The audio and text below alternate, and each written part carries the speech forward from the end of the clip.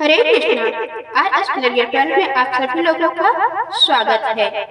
आपका दिन शुभ हो। आज दिनांक है 16 दिसंबर, दिन है मंगलवार और आज है पौष मास की कृष्ण पक्ष की महाद्वादशी और आज पक्षवर्तनी महाद्वादशी है। द्वादशी तिथि आज पूरा दिन रहकर रात 11:57 पर समाप्त होगी। इसके बाद में त्रयोदशी तिथि प्रारंभ हो जाएगी। कल यानी 17 दिसंबर बुधवार को बुध प्रदोष व्रत रहेगा। आज ब्रह्म मुहूर्त सुबह 5:29 से 6:17 तक रहेगा। सूर्योदय होगा सुबह 7:05 पर और सूर्यास्त होगा शाम 5:39 पर। और आज स्वाति नक्षत्र दोपहर 2:09 तक रहेगा। बाद में विशाखा नक्षत्र प्रारंभ हो जाएगा। राहु काल दोपहर 3 बजे से 4:30 तक रहेगा।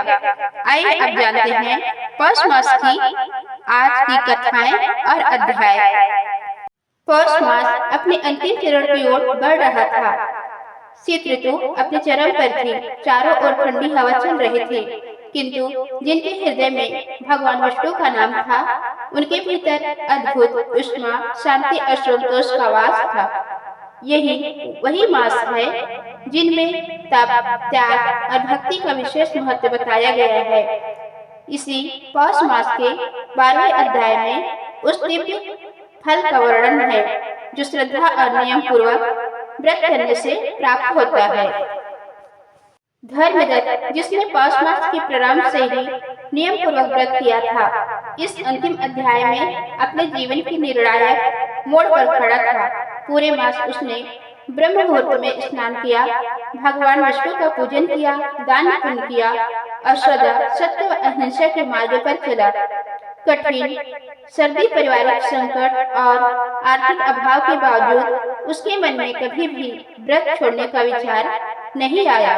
उसकी पत्नी श्यामा भी इस व्रत में उसकी सहभागी बनी। वह प्रतिदिन घर में दीप जलाती, तुलसी पूजन करती और अन्नदान की व्यवस्था करती। दोनों पति पत्नी का जीवन सादगी, संयम और सेवा से परिपूर्ण हो गया था। किंतु जीवन में परीक्षा हमेशा आती है। पौष मास के अंतिम दिनों में धर्मदत्त पर एक बड़ा संकट आया। नगर के कुछ स्वार्थी लोगों ने उस पर झूठा आरोप लगाया कि उसने कर चोरी की है। राजा के दरबार में उसे बुलाया गया। धर्मदत्त निर्दोष था, परंतु प्रमाण उसके पास नहीं थे। उस दिन पौष मास का विशेष व्रत था। धर्मदत्त असमंजस में पड़ गया। यदि वह दरबार जाएगा तो व्रत नियम टूट सकते हैं और यदि नहीं गया तो दंड निश्चित था। उसने भगवान विष्णु का ध्यान किया और मन ही मन कहा, हे नारायण, यदि मेरा व्रत सत्य और निष्कपट है तो आप मेरी रक्षा कीजिए। उसने व्रत नहीं तोड़ा, केवल जल ग्रहण कर दरबार गया और सत्य को शांत स्वर में राजा के सामने रखा। उसी समय दरबार में एक वृद्ध ब्राह्मण उपस्थित हुआ।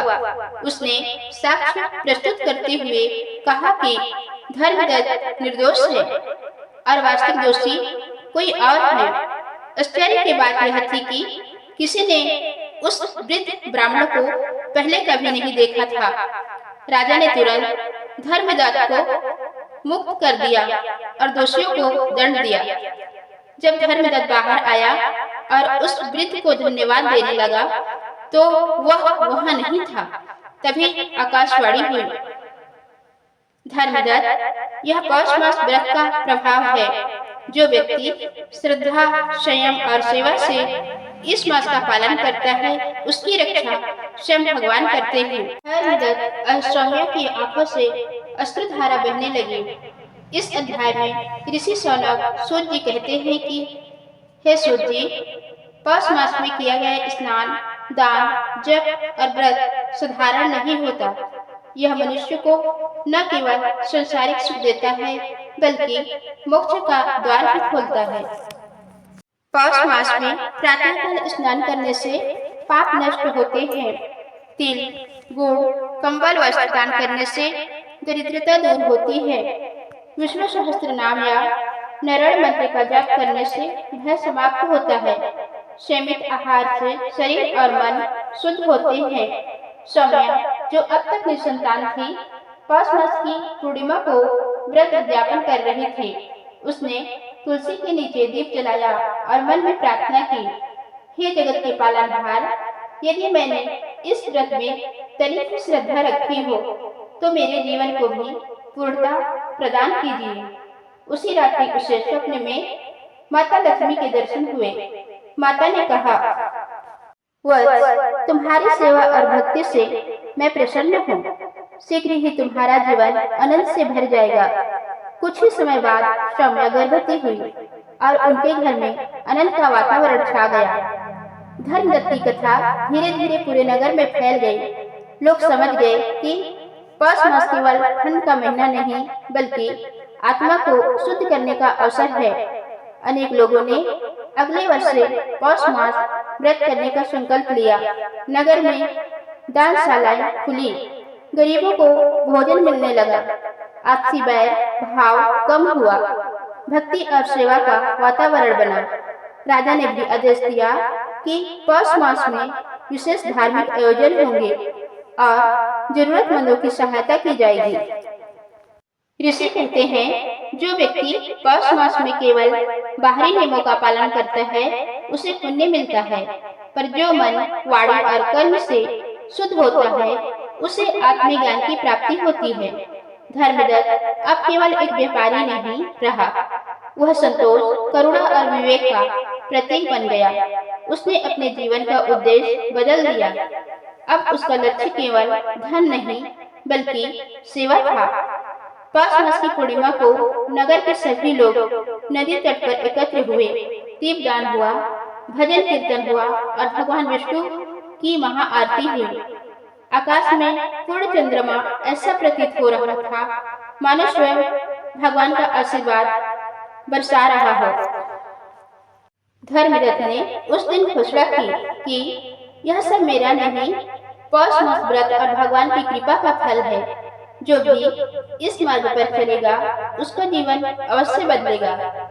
इस अध्याय का सार यही है कि पौष मास केवल कथा सुनने का नहीं, बल्कि जीवन में उतारने का मास है।